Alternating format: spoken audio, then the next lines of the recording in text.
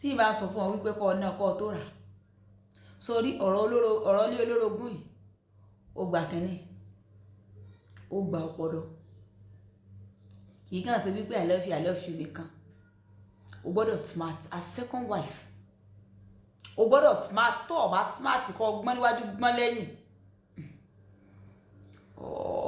ọ̀bọ wọ́n tí ẹnu ọ̀bọ wọ́n tí ẹnu sọ ti gbọ́ story máa ń olówó kan ọ tí ì gbọ́ jẹ́njẹ́ òsì òun àti ìyàwó náà bá jà mo lérò wípé torí mistress náà ni wọ́n fi jà ọ̀sán pé kọ́lọ́n kó ṣàánú àwọn ọkùnrin ni mo rò pé ìyàwó èmi ò lè jókòó infidelity tí ó ti kọjá bẹ́ẹ̀ ọ̀rọ̀ sáàdìyàn pọnyẹ́rin at the end of the day ọkọ àti ìyàwó wọ́n jà ọmọ 5 náà sì bí fúnra mistress tí ọkọ wa ń gbé káàkiri tẹ́lẹ̀ wọ́n promote ẹ̀ orí ìyàwó ilé wọ́n rè ṣe wedding wọ́n kẹ́bí lọ wọ́n ṣe gbogbo ẹ̀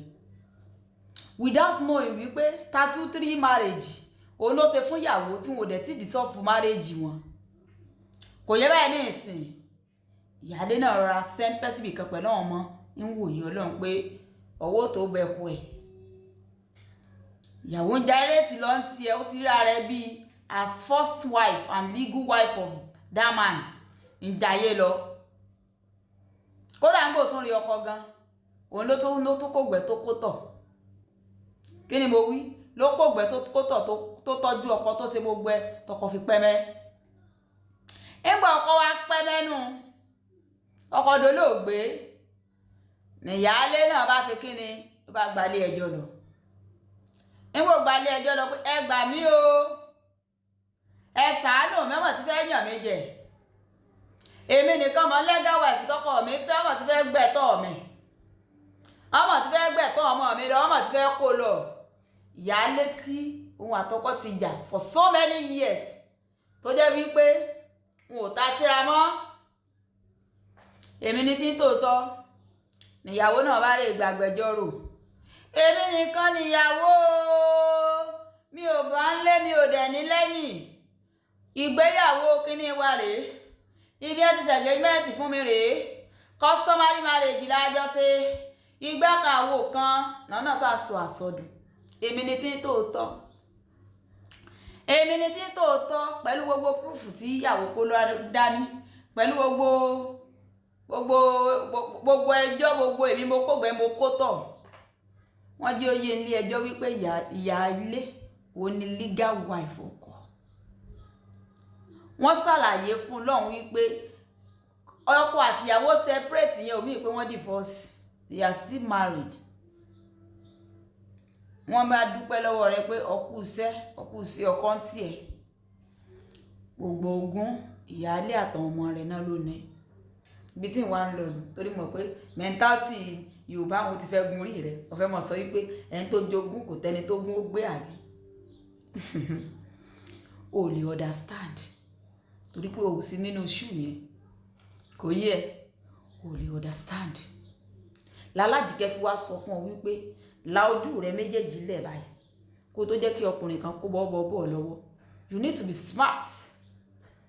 tí ọkọ bá sọ fún ọ wípé èmi àti ìyàwó mi ti jà sórí wọ́n jẹ́ kó ba tiẹ̀ jẹ́ tó bá jẹ́ statutory marriage ni wọ́n bá ṣe torí the way bí wọ́n ṣe máa embarrass ẹ kúrò nínú ilé tẹ̀ tún gbé gan bí ìgbà tí ọba kan bí ìgbà tí o lè understand but yóò yí ọ tó bá yá wà very careful tó o bá lọ ṣe ìyàwó kejì smart gbọ́n nínú gbọ́n lẹ́yìn if not ṣe àkókò àyẹ̀ ti pẹ́ mẹ́rin ìsìn bóyá gbogbo ohun tó dẹ̀ tún àkúáyà ìyẹn ń lérò wípé òun àtàwọn ọmọ làwọn ní ni bóyá kò ní kankan lórúkọ ẹ̀ ìmájí onílé ọlọ́nà kan wá gbọ́ jáde lọ́sàn kò rù kan kán mọ́ ti ẹ̀ fi èsì gúrù múlẹ̀ fún ọ fáwọn ọmọ rẹ̀ how will you feel ó fi ìbákan ìtò kọ̀kọ́ gbọ́n ọ̀nà ìgbẹ́gun fẹ́ wá nǹkan kan ní ó tún ó di ẹ̀ lójú ọ̀nà we are very careful a máa sọ pé ilé olórogún náà you need to be smart wọ́n jẹ́ kéèyàn kan bá tiẹ̀ jẹ́ a sì rí àti gbọ́rọ̀ wa lọ sí court but àti fully divorce wọ́n fẹ́ a ti separate for the 10 years for the past 10 years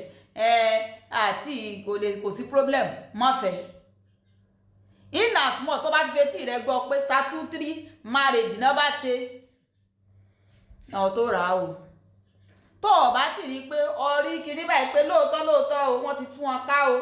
ó kálukú ti lọ́nlọ rẹ mọ́ dáhùn o mọ́jọ́ kórí ibú bọ̀ selfishness ni mọ́jọ́ bá tiẹ̀ jẹ́ ọkùnrin gbọ́n o wọ́n gbọ́n o mọ́jọ́ bá tiẹ̀ jẹ́ o alájìkẹ́rin iná o ẹ bá ń like comment ẹ share o ó dàbọ̀.